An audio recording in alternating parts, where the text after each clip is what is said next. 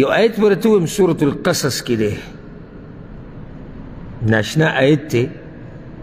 یعنی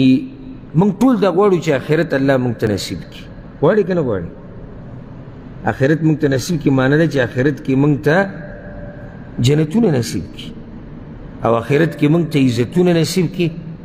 آخرت کې موږ ته نعمتونه نصیب کړي. دا موږ ټول غواړو. دا الله په سورة القصص کې بیان کړي دي چې د آخرت دا نعمتونه او دا عزتونه الله چاله ورکوي. دا الله په سورة القصص کې ذکر کړي دي. هغه څوک دي واوره؟ تلك الدار الآخرة نجعلها للذين لا يريدون علوا في الأرض. الله دا کور د آخرت زه ورکوم هغه چاته چې په ځمکه باندې لویي نه غواړي. کور د آخرت زه چاله ورکوم چې په ځمکه باندې لویي نه غواړي. نو چې لویي نه غواړي ده کې څه دي؟ عجزي پکې ده، په ده کې تواضع ده، ځکه چې دی لویي نه کوي. آخرت کور تا ته نشي میلاویدی چې کله تا کې لوی. ځکه حدیث کې د راځي پیغمبر صلی الله علیه وسلم وایي جنت ته هغه سړی نشي ننوتی د چا په زړه کې چې ضرب برابر تکبر او لوی. نو که ته غواړې چې د آخرت ته کور تا ته میلاو شي، نو د الله په بندګانو باندې به ځان اوچت نه ګڼي، د الله بندګانو ته به سپک نظر باندې به نه ګوري، بلکې په ځان کې به د عجزۍ دا خوی راولي. ښه، په بل ځای کې الله سبحانه وتعالی دا خبره کړې ده، د خاصو بندګانو ذکر الله په قرآن کې کړی دی په سورة الفرقان کې. وعباد الرحمن، عباد الرحمن دا د الله خاص بندګان دي، او موږ ټول بندګان د الله یو. دا په دې بندګانو کې خاص بندګان دي، او چې الله یې داسې ذکر کړي وعباد الرحمن، او د رحمان ذات بندګانو، دا به څومره اوچت خلک دي. د دوی صفات الله په سورة الفرقان کې ذکر کړي چې دوی کې دا دي، دوی کې دا دي، دوی کې دا دي. او الحمدلله دې باندې زما بیانونه یې تفصیلي بیانونه یې زما په دې باندې د عباد الرحمن صفات، او ډېر مخکې ما دا بیانونه کړي وو. هغه واورئ، یو یو صفت ما تفصیلي ذکر کړی دی. اولنې صفت چې د هغوی کوم ذکر شوی دی، اولنې الله وایي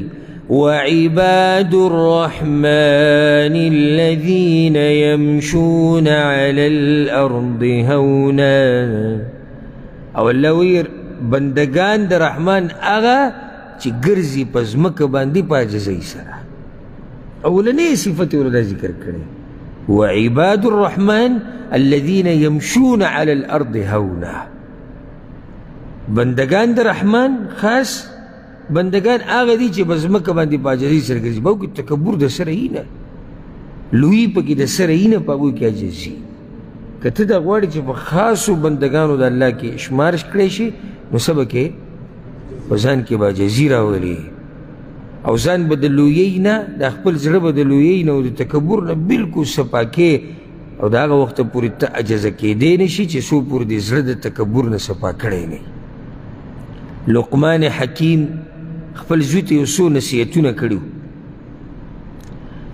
بعض الله قرآن کې را نقل کړي دي، او بعض داسې دي چې د تاریخ کې د علماو بیان کړي چې لقمان حکیم دا ویلي او دا ویلي. د هغې په سند کې بیا خبرې وي چې پته سند به وي او که نه به وي، خو چې الله کوم قرآن کې ویلي ده خو یقیني هغه خپل زوی ته ویلي. قرآن کې چې کوم نصیحت لقمان حکیم را نقل شوی د خپل زوی ته، نو په هغې کې یو دا دی، د زوی ته ویلي دي ولا تصعر خدك للناس ولا تمشي في الأرض مرحا. زوی یو به د خلکو ته د خلکو نه مخ نه اړی،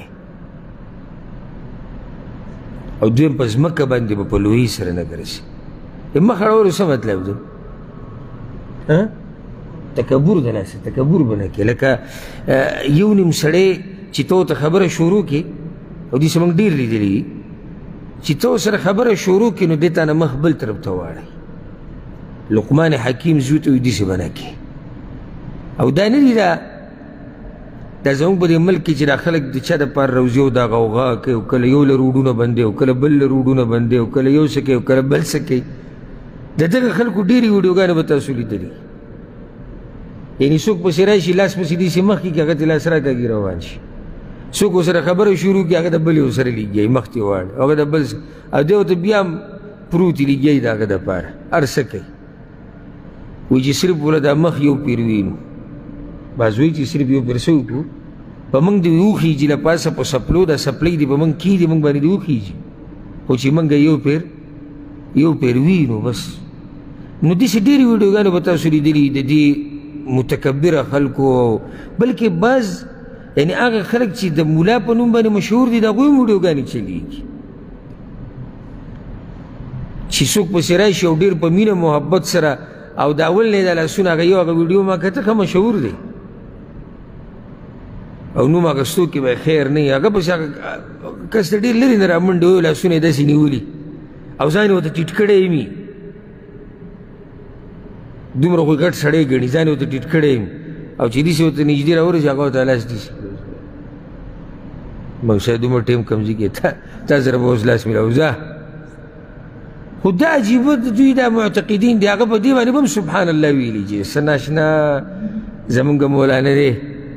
او څه ناشنا د هغه هر انداز وي مزیدار دی انداز تکبر هم د هغه مزدار دی انداز تکبر هم مزدار دی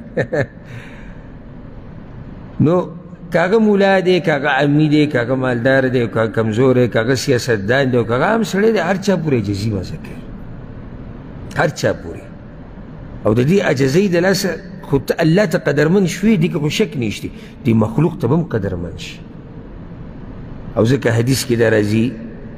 پیغمبر صلی الله علیه وسلم وایي په صحیح مسلم کې حدیث دی د دې بعضو خلکو دا سوچ دی که ما عجزي وکړم نو زه به څه شم زه به سپک ښکارم خو نه دا ستا کچه سوچ دی واوره پیغمبر صلی الله علیه وسلم وایي وما زاد الله عبدا بعفو الا عزا وما تواضع احد لله الا رفعه الله څوک چې چاته بخښنه وکړي دې سره دا سړی عزتمن کېږي او چا چې ځان عجزه کړی دی د الله د راضي کولو دپاره رب العالمین دا سړی دنیا او آخرت کې عزتمن کوي دا خو واضح خبره ده په دې کې څه دلایلو بیانولو ته ضرورت هم نشته ولې ته صفت د هغه چا نه کوې چې تا سره عجزي کړي ته د هغه عالم صفت نه کوې چې ستا په مخ کې عجزي کړي او ته د هغه ډاکټر او د انجینیر صفت نه کوې چې ستا په مخ کې عجزي کړي ته د هغه مشر او د هغه خان او د هغه ملک او د هغه زورور صفت نه کوې چې ته یې کور ته ورغلی او ستا یې قدر کړی او ستا یې په مخ کې عجزي کړي ته یې صفت نه کوې ولې صفت کوې عجزۍ د لاسه عجزۍ د لاسه ستا په زړه کې ځای جوړ کړو ته د یو عالم خواله ورغلې او په لاره کې دې ودرو زما سوال دی هغه تا ته ولاړ دی یعنې ستا په زړه کې د ده یو خاص مقام جوړ شو دې د لاسه یو مقام خو دا و چې دا عالم دی بل مقام دې د لاسه څومره عجزه دی تا سره په ځمکه باندې کېناستو تا سره د لارې په هوټل کې ډوډۍ خوري تا سره چې دی په لاره کې د عامو خلکو په شان روان دی او تا سره ګپ شپ لګوي د دې سره دا عالم کمزوری نه شو بلکې د ده مقام ښه اوچت شو که د ده مقام کمزوری شوی د هغه خلکو مخکې به کمزوری شوي چې هغه په خپله د مخکې نه بېدینه دي او ګډوډ دي